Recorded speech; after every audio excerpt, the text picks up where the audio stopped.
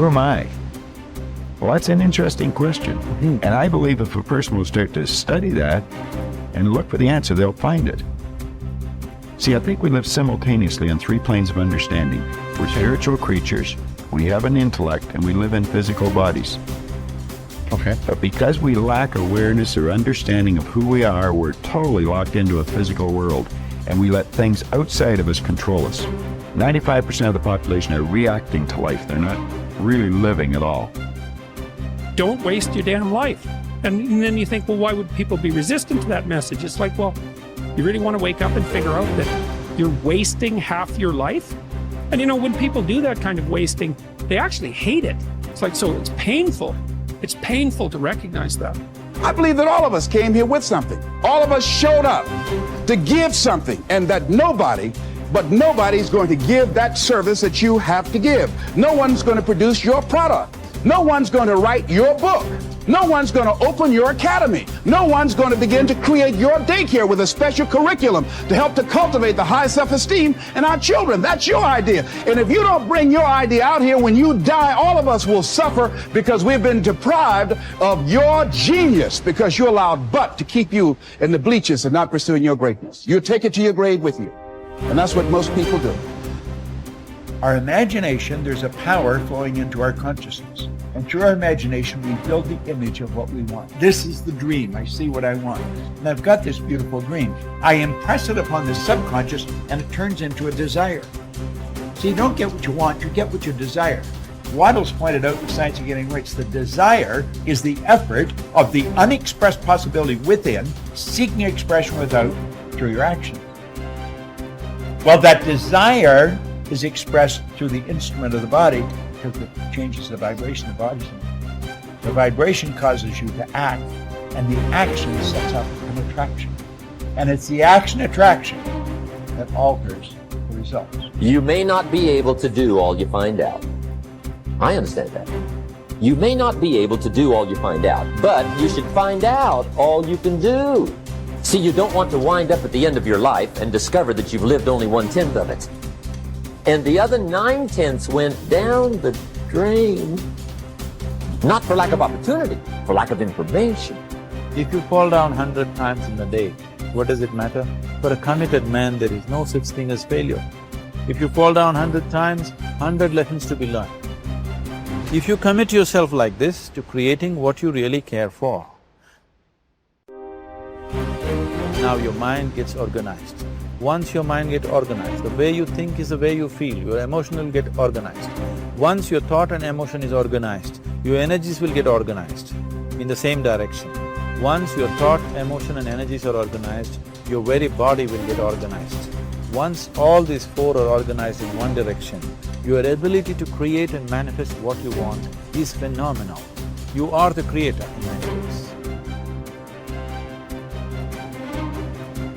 Often I begin a seminar with a little exercise.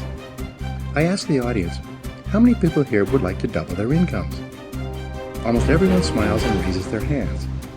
I then ask, how many people here would like to lose weight, get out of debt, achieve financial independence? Again, everyone smiles, some people cheer, and they all raise their hands. Then I say, wonderful, these are great goals that everyone has. We all want to make more money, spend more time with our families, be fit and trim, and achieve financial independence.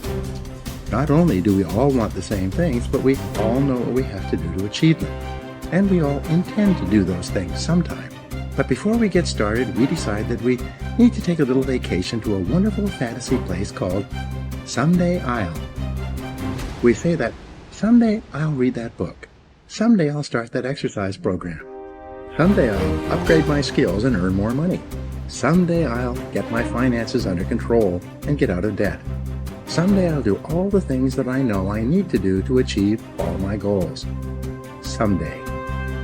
Probably 80% of the population lives on Someday I'll most of the time. They think and dream and fantasize about all the things they're going to do someday. And who are they surrounded by on Someday I'll? Other people on Someday I'll. And what is the chief topic of conversation on Someday I'll? Excuses. They all sit around and swap excuses for being on the island. Why are you here? They ask each other. And, not surprisingly, their excuses are largely the same.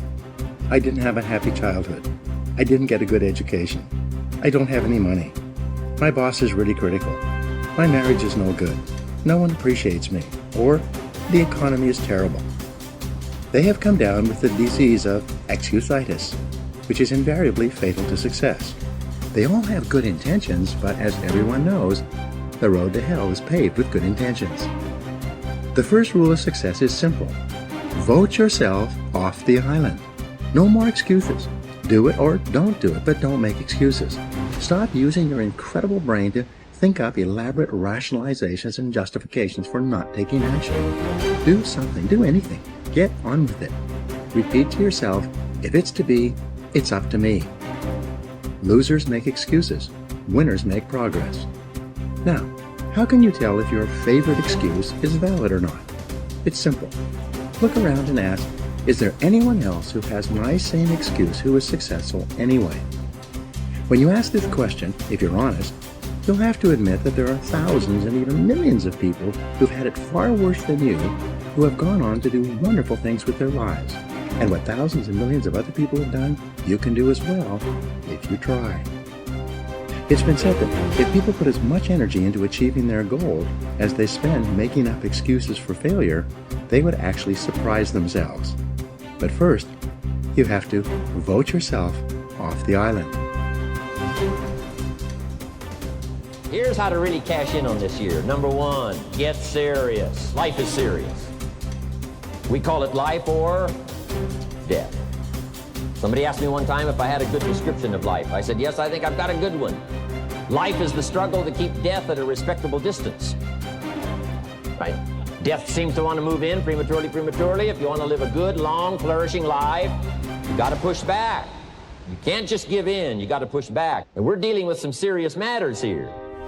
So we can't just, tell the latest 10 jokes and just go home. We're not here to entertain. We're here to instruct. We're here to grow. We're here to learn. We're here to get the best we possibly can. Serious. Life is serious. The future is serious. One ancient novelist said, these are the best of times and these are the worst of times. And for some of those who came across this platform at the extravaganza, $1 million a year incomes, for them, it's the best of times. But I want you to know that while they're getting the diamonds and the millions, there are a lot of people around the world, for them, it is the worst of times. The best of times and the worst of times. That's called serious matter.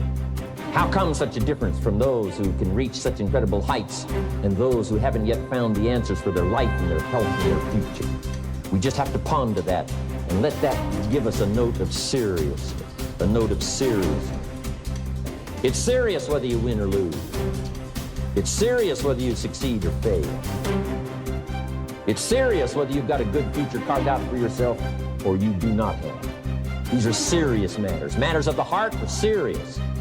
Matters of income are serious. Matters of supporting your family, serious. See what you can do, touch the lives of as many people as you can possibly touch. Number one was get serious. Here's number two, get smart. That's what these journals are for. That's what pad and pencil's for. That's what taking notes is for. See if you can't increase your ability to comprehend ideas, information that can be life transforming. Don't miss the opportunity to learn. Take a good key phrase home, use it in your training. Don't be lazy in learning. Don't be casual in learning. Develop a whole new intensity for the 90s that you're not going to miss the information. You're not going to miss the stories. You're not going to miss the details. Get smart. Here's a couple of parts to it. Number one, your own personal experience. Right? If you've had a bad week, just sit down and ponder that for a while. Study it. See if you can't pick up some ideas from a poor week and then make a better week. Okay? Learn from your own experiences. One way to learn to do it right is do it wrong. And, that's one way to learn to do it right. Do it wrong. Now the key is don't let it take too long. If you've done it wrong for a year, we suggest that's long enough. You don't need another year just to prove a point. No, 1 year is enough. Learn from your own experience. Try as hard as you wish, and you cannot be happy unless you believe in yourself. Work with all the strength at your command, and you cannot accumulate more than barely enough to live on unless you believe in yourself. The one and only person in all this world through whose efforts you can be supremely happy under all circumstances, and through whose labor you can accumulate all the material wealth that you can use legitimately, is yourself. Self-confidence might rightly be understood as the backbone of Hill's success system. But despite how crucial it is for prosperity and happiness, this characteristic is significantly underdeveloped in most individuals.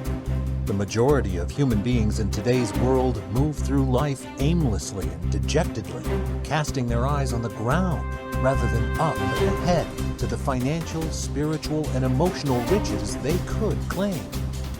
They allow external opinions to dictate how they see themselves and how they see the world. Their passivity permits negative thoughts to infiltrate their subconscious mind, which then undermines them by working to translate those dominating ideas into reality. As a result, people without self-confidence drift through life, endlessly dissatisfied with their circumstances and using this unrest as an alibi for their poor self-regard. The time for self-doubt and self-criticism is over. Your faith in yourself and your ability to attain your chief desire make the difference between your success and failure. Hanging in the balance are your emotional and financial security. Today, this very minute, you begin a journey of discovering, acknowledging, and sharing your strengths so that you can retain the energy and motivation you need to achieve your goals. With a strong sense of self-worth, no amount of poverty can keep you from success. Confidence is a state of mind necessary to succeed, and the starting point of developing self-confidence is definiteness of purpose. When you recognize that you are not powerless to change your circumstances, that regardless of your material resources, you have a priceless asset in your thoughts that can be directed toward achieving exactly what you want in life, your motivation and your ability to accomplish more in life will greatly improve. You will realize that you, not anyone or anything else, are the master of your fate and the captain of your soul. Something unpleasant happens to you during the day. Go to the mirror and say, "I love you anyway." Because events come and go, but the love that you have for yourself can be constant. And it is the most important quality you possess in your life. If something wonderful happens, go to the mirror and say thank you.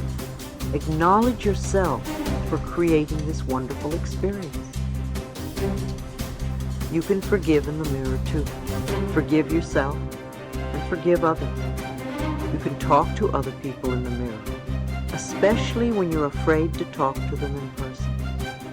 You can clean up old issues with people, parents, bosses, doctors, children, lovers. You can say all sorts of things that you would be afraid to say otherwise. And remember to end by asking them for their love and approval, because that is what you really want. People who have problems loving themselves are almost always people who are not willing to forgive, because not forgiving shuts the door to the heart. When we forgive and let go, not only does a huge weight drop off our shoulders, but the doorway to our own self-love opens up. People will say, "Oh, such a load is dropped off." Well, of course it has, because we've been carrying this burden forever. Dr. John Harrison states that forgiveness of both the self and the parents, coupled with the release of past hurts, cures more illness than any antibiotic ever could. It takes a lot to make children stop loving their parents, but when they do, it takes even more for them to forgive them. When we won't forgive, when we won't let go, we're binding ourselves to the past. And when we are stuck in the past, we cannot live in present time. And if we are not living in the present, how can we create our glorious future? Old garbage from the past just creates more garbage for the future.